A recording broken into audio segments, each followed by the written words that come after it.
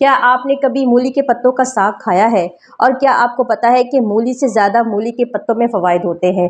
मूली के पत्ते में विटामिन ए, बी, सी पाया जाता है और ये पेट के तमाम अमराज के लिए बहुत अच्छा होता है। बवासीर के लिए बहुत अच्छा होता है, पाइल्स के लिए बहुत अच्छा होता है और भी बहुत से अमराज हैं, कैंसर के लिए बहुत अच्छा होता है। तो आज हम मूली के पत्तों का साग बनाएंगे जो हमारी हेल्थ के लिए भी बहुत अच्छा होगा और खाने में भी बहुत टेस्टी और मज़े का होगा। आज हम जिस तरतीब से मूली के पत्तों का साग बनाएंगे वो इंशाल्लाह कभी भी कड़वा नहीं होगा, उसमें कड़वाहट भी नहीं होगी और बहुत ही टेस्टी और लज्जतदार बनेगा। तो जो चीज़ें हम इसमें शामिल करने वाले हैं, सबसे पहले मैंने यहाँ पर ले लिए हैं मूली के पत्ते और साथ में मैंने ले लिए एक मूली। मूली को मैंने छील कर उसको कट कर लिया है पीसेस में और इसको हम क्या करेंगे, बॉईल करेंगे। वो मैं आपको बाद में बताऊंगी कि किस तरीके से हमने इसको बॉईल करना है। उसके बाद मैंने यहाँ पर ले लिया हरी प्याज। मैंने 3 हरी प्याज लिए थे, पत्तों के साथ ही उनको मैंने काट के रख लिया है, चॉप करके रख लिया है। उसके बाद मैंने यहाँ पर लहसुन लिया है 1 चम्मच भर के, इसको मैंने कूट लिया है और इसमें मैंने अदरक शामिल नहीं की, सिर्फ लहसुन ही लिया है। आपने इसमें अदरक नहीं डालनी है, सिर्फ लहसुन ही डालना है।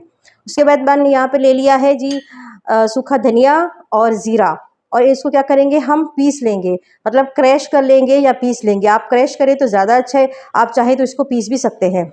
उसके बाद मैंने यहाँ पर ले लिए है 2 टमाटर, इनका छिलका उतार लिया है। हरा धनिया ले लिया गार्निश के लिए।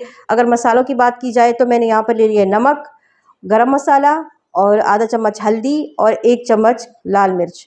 ये चीज़ें जो है हमारे इस साग में डलेंगी। इंशाल्लाह हमारा साग आज बहुत मज़े का बनने वाला है। चलें जी, अल्लाह रब्बुल इज़्ज़त का नाम लेकर हम अपनी रेसिपी को शुरू करते हैं। सबसे पहले हम क्या करेंगे, मूली को बॉईल कर लेंगे। यहाँ पर 4 से 5 गिलास पानी ले लिया है और इसमें मैंने पत्ते भी शामिल कर दिए हैं और मूली भी। अब हम इस प्रेशर कुकर का ढक्कन बंद करके तकरीबन 1 सीटी तक इसको बॉईल करेंगे। आधा कप मैंने कुकिंग ऑयल ले लिया है और इसको गर्म करके मैंने इसमें हरी प्याज शामिल कर दिए हैं। हमने यहाँ पर आधा कप कुकिंग ऑयल लेना है क्योंकि हमने इसको तड़का भी लगाना है, तो इसलिए हम स्टार्टिंग में कुकिंग ऑयल जो है घी या कुकिंग ऑयल कम डालेंगे। इनको हम लाइट सा ब्राउन कर लेंगे अपने प्याज़ों को। प्याज हमारे लाइट ब्राउन हो चुके हैं। इस पॉइंट पर हमने क्या करना है, अपने लहसुन का पेस्ट डाल देना है जो हमने 1 चम्मच लिया है। इसको अच्छी तरीके से मिक्स करेंगे। लहसुन को अच्छी तरीके से मिक्स करने के बाद हमने अपने मसाले जो हैं वो इसमें शामिल कर देने हैं, जो मैंने आपको यूँ बताए थे, हल्दी, लाल मिर्च, गरम मसाला और नमक। ये सारे मसाले हम इसमें डाल देंगे और मसालों को भी हम 2 से 3 मिनट के लिए अच्छी तरीके से भून लेंगे। पहले अच्छे तरीके से उनको मिक्स करेंगे, फिर उनको थोड़ी देर के लिए ऐसी चम्मच चला के भून लेंगे। मसाला हमारा भुन चुका है। इस पॉइंट पे हमने टमाटर डाल देने हैं। टमाटरों को मैंने जग में डाल के थोड़ा सा पानी डाल के ब्लेंडर कर लिया है। टमाटरों को आपने ब्लेंडर करना है ताकि टमाटर के जो छिलका है वो ऊपर नज़र ना आए। इसके बाद हमने ढक्कन बंद करके तकरीबन 3 से 4 मिनट के लिए इसको पकने के लिए छोड़ देना है। ये देखिए जी, हमारा जो मसाला है वो रेडी हो चुका है। 3 से 4 मिनट हो चुके हैं। इस पॉइंट पे हमने इसको अच्छे तरीके से हिला लेना है। मसाला हमारा तैयार हो चुका है। अब हम दूसरी तरफ पत्तों को और मूली को देख लेते हैं। ये भी बॉईल हो चुके हैं। मैंने इनको छान लिया है। छान के इसके आपने मैश कर देना है। मैश करने के बाद हमने इसको मसाले में शामिल कर देना है। अच्छे तरीके से आपने इसको मसाले में शामिल करना है और इंशाल्लाह ये बिल्कुल भी कड़वा नहीं बनेगा, बहुत मज़े का बनेगा। इस पॉइंट पे हमने क्या करना है, जो हमने ज़ीरा लिया था और सूखा धनिया लिया था उनको क्रश करके इसमें डाल देना है और साथ ही इसके हमने हरा धनिया शामिल कर देना है। हरा धनिया शामिल करके इसको हमने अच्छे तरीके से मिक्स करना है। ये बहुत ही क्विक रेसिपी है, बहुत अच्छे से बनती है, बहुत जल्दी बनती है और सबसे बड़ी बात है कि ये बहुत मज़े की भी बनती है।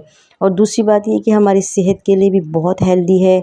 हमें खुद भी खानी चाहिए और अपने बच्चों को भी अच्छी चीज़ों की आदत डालनी चाहिए। अब हम क्या करेंगे कि 3 से 4 चम्मच हम घी लेके उसमें ज़ीरा डाल के उसको लाइट सा ब्राउन करके ऊपर से छिड़क देंगे। जैसे कि हम दाल को तड़का लगाते हैं, बिल्कुल वैसे ही तड़का लगाना है। इसीलिए मैंने शुरू में आधा कप ऑयल डाला था क्योंकि तड़का लगाते भी हम घी शामिल करेंगे। अब हम क्या करेंगे, इसको 2-3 मिनट के लिए ढक्कन बंद करके छोड़ देंगे।